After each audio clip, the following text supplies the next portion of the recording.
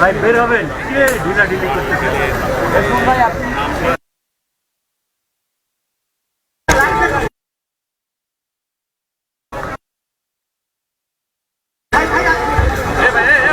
ভাঙেন না রে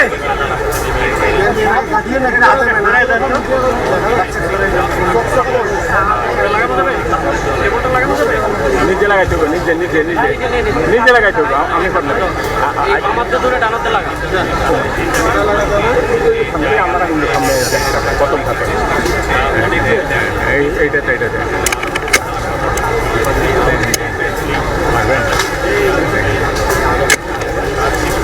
একটু ঘুরান একটু ঘুরে ঘুরে দেন চালিয়ে দেবেন ঘুরান এদিকে না ঘুরান একটু ঘুরান একটু ঘুরে ঘুরে দেন চালিয়ে দেবেন ঘুরান এদিকে না ঘুরান একটু ঘুরান একটু ঘুরে ঘুরে দেন চালিয়ে দেবেন ঘুরান এদিকে না ঘুরান একটু ঘুরান একটু ঘুরে ঘুরে দেন চালিয়ে দেবেন ঘুরান এদিকে না ঘুরান একটু ঘুরান একটু ঘুরে ঘুরে দেন চালিয়ে দেবেন ঘুরান এদিকে না ঘুরান একটু ঘুরান একটু ঘুরে ঘুরে দেন চালিয়ে দেবেন ঘুরান এদিকে না ঘুরান একটু ঘুরান একটু ঘুরে ঘুরে দেন চালিয়ে দেবেন ঘুরান এদিকে না ঘুরান একটু ঘুরান একটু ঘুরে ঘুরে দেন চালিয়ে দেবেন ঘুরান এদিকে না ঘুরান একটু ঘুরান একটু ঘুরে ঘুরে দেন চালিয়ে দেবেন ঘুরান এদিকে না ঘুরান একটু ঘুরান একটু ঘুরে ঘুরে দেন চালিয়ে দেবেন ঘুরান এদিকে না ঘুরান একটু ঘুরান একটু ঘুরে ঘুরে দেন চালিয়ে দেবেন ঘুরান এদিকে না ঘুরান একটু ঘুরান একটু ঘুরে ঘুরে দেন চালিয়ে দেবেন ঘুরান এদিকে না ঘুরান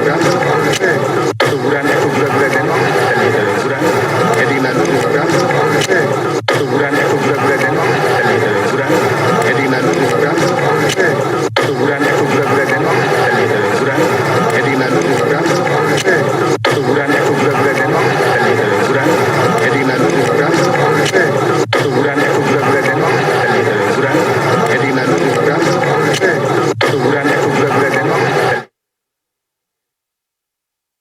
সাইদের মৃত্যুর বা আবু সাইদের রক্ত আবু সাইদের ত্যাগ সেটি কিন্তু বৃথা যেতে দেয়নি বাংলাদেশের ছাত্র জনতা।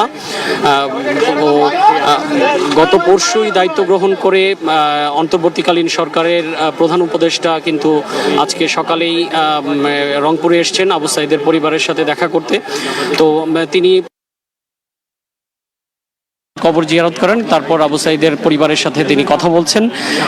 এরপর প্রধান উপদেষ্টার রংপুরে যাওয়ার কথা রয়েছে। রংপুর শহরে বেগম রোকেয়া বিশ্ববিদ্যালয়ের শিক্ষার্থীদের সাথে তার একটি মত বিনিময়ের কথা রয়েছে। তো সেখানে যেই উদ্দেশ্য নিয়ে যেই লক্ষ্য নিয়ে ছাত্র জনতা মাঠে নেমেছিল সেই বৈষম্যহীন একটি দেশ একটি জাতি গঠনে দায়িত্ব যেটি মোহাম্মদ ইউনূসকে দেওয়া হয়েছে সেই দায়িত্ব তিনি নিশ্চয়ই সামনের দিকে তার সর্বোচ্চ মেধা প্রজ্ঞা দিয়ে অভিজ্ঞতা দিয়ে সেই দায়িত্ব পালন করবেন। এবং আমরা জানি যে প্রফেসর মোহাম্মদ ইউনূস প্রখ্যাত অর্থনীতিবিদ এবং শান্তিতে নোবেল বিজয়ী, সারা বিশ্বে ওনার সুনাম আছে। তো তিনি তার সেই সমস্ত অভিজ্ঞতা কাজে লাগিয়ে কিন্তু বাংলাদেশকে একটি উন্নত সমৃদ্ধ বাংলাদেশ এবং বৈষম্যহীন বাংলাদেশ গড়ে তোলার জন্য কাজ করে যাবেন।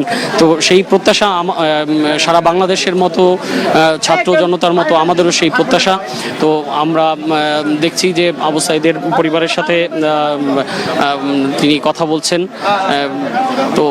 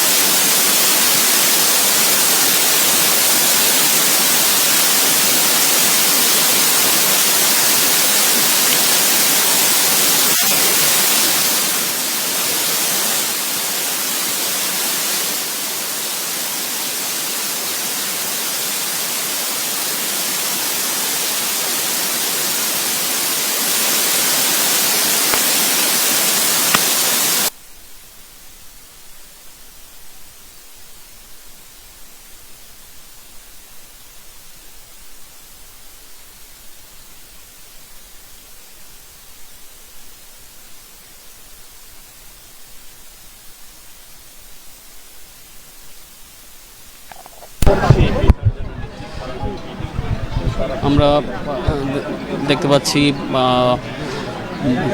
প্রফেসর মোহাম্মদ ইউনূস আবু সাঈদের মায়ের সাথে কথা বলছেন। তো দর্শক আপনারা জানিয়ে রাখি যে আজকে প্রধান উপদেষ্টা এখানে এসছেন। তো ওনার পুরো উপদেষ্টা মণ্ডলীর সদস্য দুজন সদস্য এখানে ওনার সাথে এসছেন।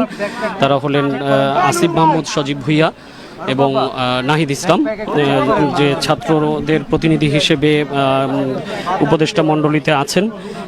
সেই দুজন কিন্তু আবু সাঈদের বাড়িতে প্রধান উপদেষ্টা আসার আগেই এসেছেন। এবং আমরা সার্জিসকেও দেখেছি, সার্জিস আলম যিনি ছাত্র সমন্বয়ক ছিলেন বৈষম্য বিরোধী ছাত্র আন্দোলনের।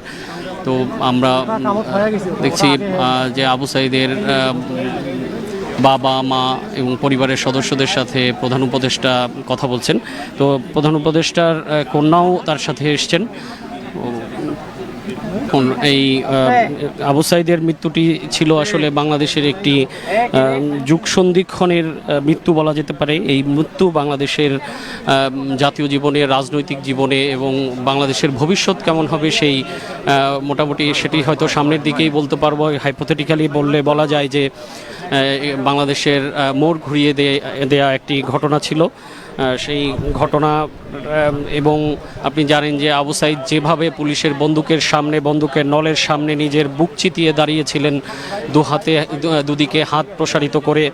সেই ছবি সারা বিশ্বে আলোড়ন তুলেছে এবং সেটি সামাজিক যোগাযোগ মাধ্যমে এবং গণমাধ্যমের মধ্য দিয়ে পত্রিকার পাতার ছবি প্রকাশিত হওয়ার মাধ্যমে এবং টেলিভিশনের পর্দার মাধ্যমে কিন্তু সেটি সারা বিশ্বে ছড়িয়ে গেছে এবং এটি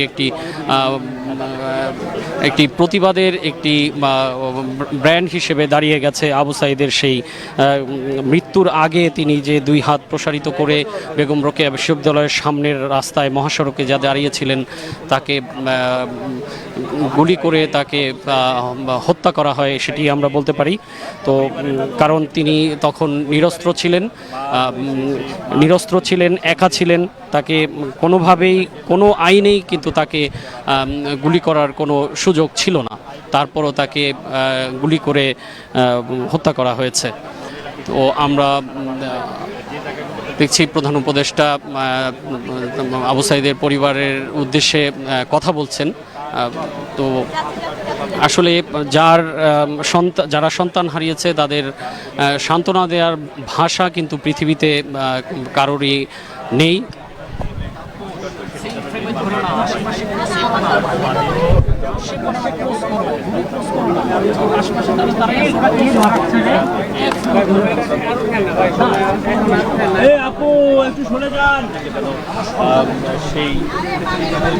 তো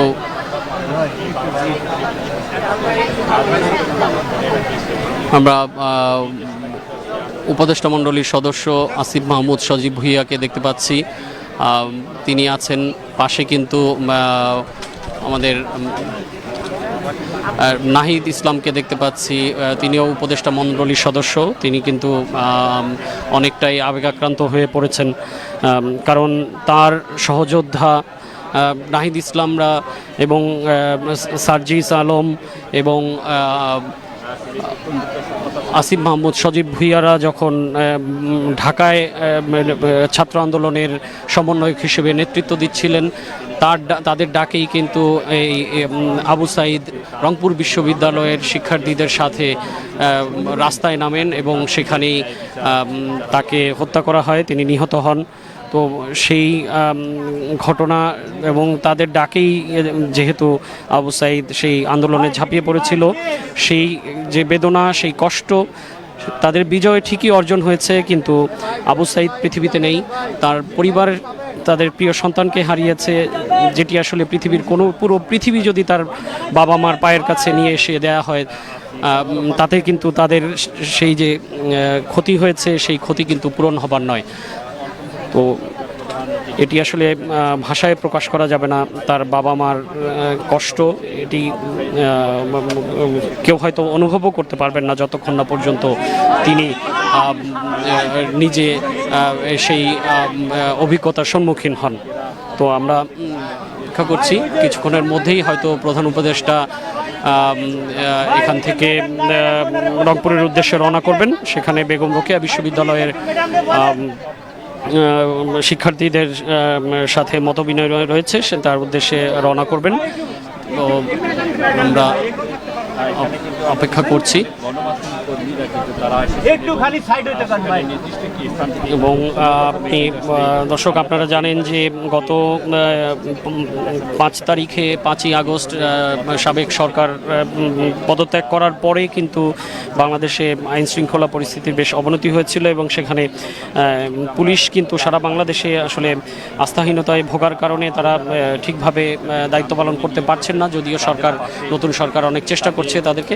সো কিন্তু প্রধান উপদেষ্টা যে রংপুরে এসছেন, আমরা আসলে কোনো পুলিশকে দেখতে পাইনি ওনার নিরাপত্তার কাজে, কিন্তু পুলিশ বাদে আনসার বাহিনী এবং বিজিবি এবং প্রধান উপদেষ্টার নিরাপত্তার দায়িত্বে নিয়োজিত প্রেসিডেন্ট গার্ড রেজিমেন্ট এবং স্পেশাল সিকিউরিটি ফোর্সের এজেন্টরা কিন্তু তার নিরাপত্তা নিশ্চিত করেছেন। কিন্তু এটি আপনি জানেন যে রংপুর শহর থেকে প্রায় 60 কিলোমিটার কিলোমিটার দূরে একটি প্রত্যন্ত গ্রাম পীরগঞ্জ উপজেলায়।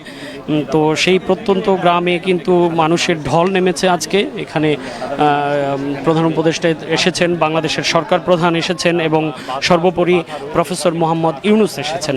তো পুরো গ্রামের যে রাস্তা, সরু রাস্তা, তো সেই রাস্তার দুপাশে কিন্তু হাজার হাজার মানুষ কিন্তু এসেছেন এবং এই গ্রামের মানুষও কিন্তু অনেকটাই আবেগাক্রান্ত, কারণ তাদের সন্তান, তাদের গ্রামেরই সন্তান, তাদের প্রতিবেশী, তাদের আত্মীয়, তাদের স্বজন, তাদের ছেলে আবু সাঈদ মারা গেছেন।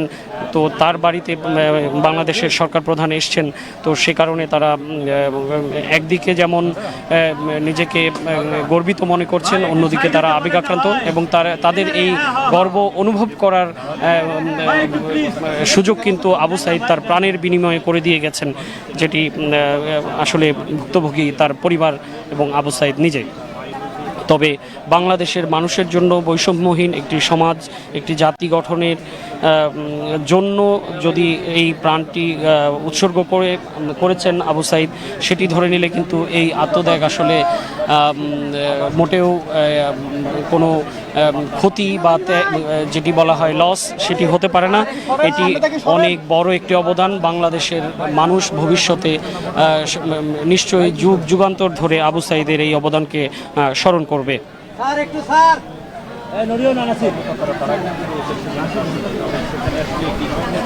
তো আমরা প্রধান উপদেষ্টা ডক্টর মোহাম্মদ ইউনূসকে দেখতে পাচ্ছি, বাংলাদেশের পতাকা নিয়ে দাঁড়িয়ে আছেন।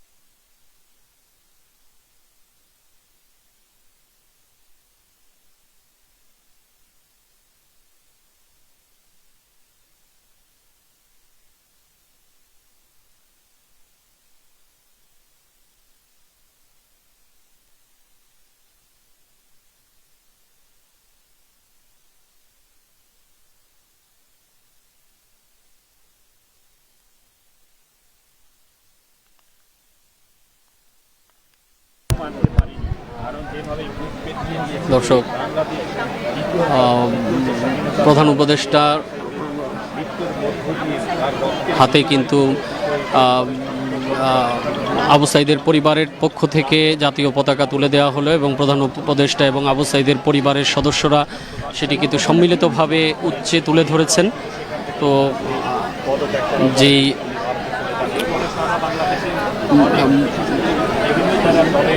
বাংলাদেশের কোটি কোটি ছাত্র জনতা যেই উদ্দেশ্য লক্ষ্য নিয়ে, যেই বৈষম্যহীন সমাজ গড়ার উদ্দেশ্য নিয়ে ঝাঁপিয়ে পড়েছিল, রাস্তায় প্রাণ দিয়েছে, নিজের বুকের তাজা রক্ত ঢেলে দিয়েছে, তারা কিন্তু যেই বাংলাদেশ গড়তে চান সেই বাংলাদেশ গড়ার দায়িত্ব কিন্তু প্রফেসর মোহাম্মদ ইউনূসের হাতেই তুলে দেওয়া হয়েছে এবং তার ক্যাবিনেটে তার সহকর্মী হিসেবে কিন্তু দুজন শিক্ষার্থীও দায়িত্ব নিয়েছেন। তো নবীন প্রবীণের যে সমন্বয় এই উপদেষ্টা মণ্ডলী, সেটি বাংলাদেশকে নিশ্চয়ই সামনের দিকে এগিয়ে নিয়ে যাবে বাংলাদেশের তার কাঙ্ক্ষিত লক্ষ্যে। তো আমরা দেখতে পাচ্ছি প্রধান উপদেষ্টা প্রফেসর মোহাম্মদ ইউনূস আবু সাঈদের বাড়ি থেকে বের হয়ে যাচ্ছেন। এরপর তিনি কিন্তু রংপুরের উদ্দেশ্যে রওনা দিবেন।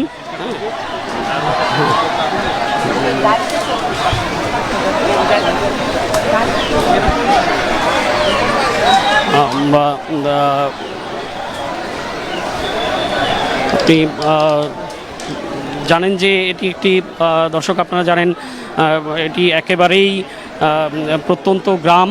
তো এখানে এই ধরনের ভিভিআইপি অতিথিকে সম্মান জানানো বা ভিভিআইপি অতিথিকে স্বাগত জানানোর জন্য সে ধরনের কোনো ব্যবস্থা নেই। তারপরও কিন্তু এখানে প্রধান উপদেষ্টা এসেছেন, এই জন্য একটু আয়োজনের একটু ঘাটতি রয়েছে, তো সেটি সীমাবদ্ধতাও রয়েছে। তো আমরা দেখতে পাচ্ছি প্রফেসর মোহাম্মদ ইউনূস কিছু আর জাস্ট এখনই কিন্তু তার গাড়িতে উঠবেন এবং রংপুরের উদ্দেশ্যে রওনা হবেন।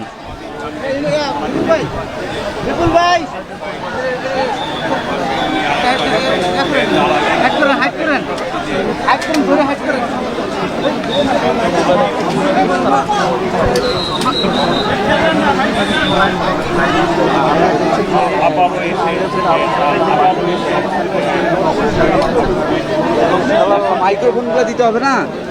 হায় আল্লাহ, একটু চুপ করে, একটু চুপ করি।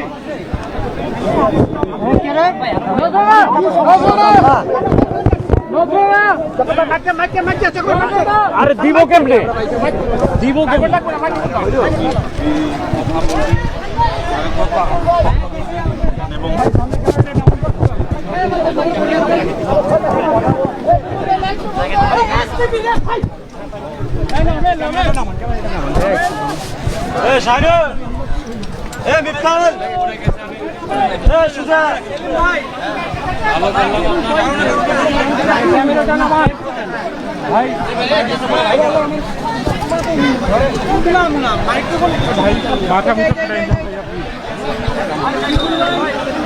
হ্যাঁ দিচ্ছি দিচ্ছি দিচ্ছি।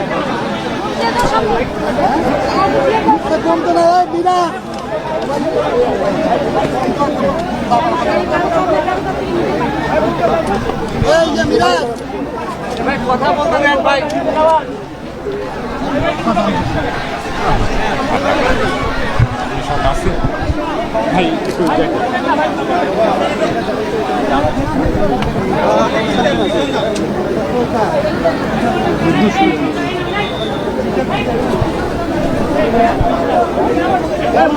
মাইক্রোফোন দেন, কথা বলতে কাম হয়। জামাল ভাই প্রেম ধরো, প্রেম ধরো, প্রেম ধরে লাভ। হ্যাঁ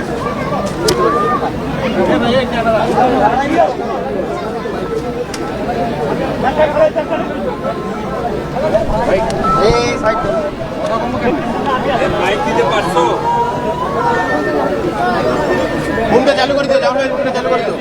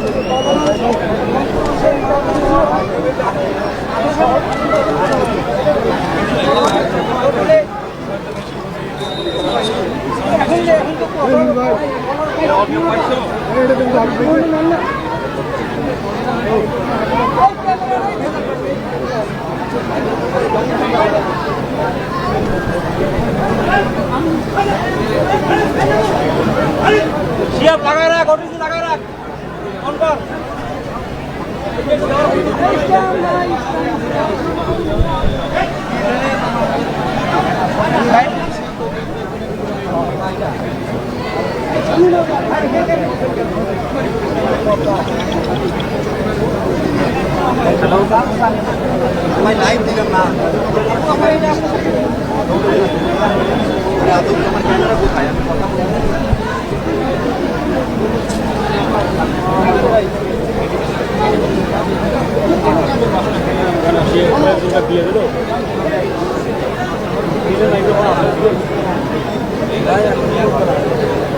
সম্ভব না, বুঝলাম না কথা বলতেছে রে ভাই। এখানকার অবস্থা তুমি জানো, কর্ডলেস কাজ করে না, পরে কেবল মাইক্রোফোন নিয়ে এসে কেবল মাইক্রোফোন প্যাচ খেয়ে গেছে। এখন ওইখানে যাওয়াই সম্ভব না, তারা গেছে।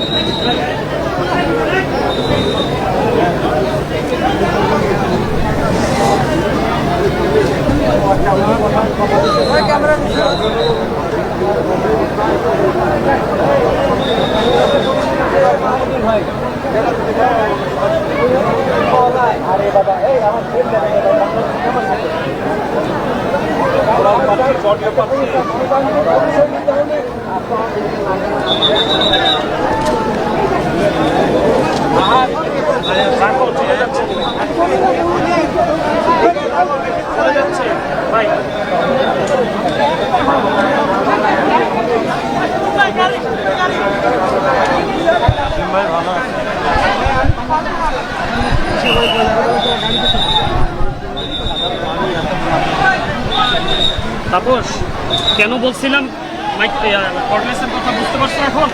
এই যে মাইকটা পাইলাম না, এই বাল্ব কেবল আমি কেমনে দিব ওখানে? হ্যাঁ আমি সব কিছু দিয়ে রাখছি, ওরা তাড়াতাড়ি অফ করে দিয়ে লোক নাই তাড়াতাড়ি অফ করে কী জিনিস কী ফোন আছে সবাই তো কিনলে কিনে দেবে।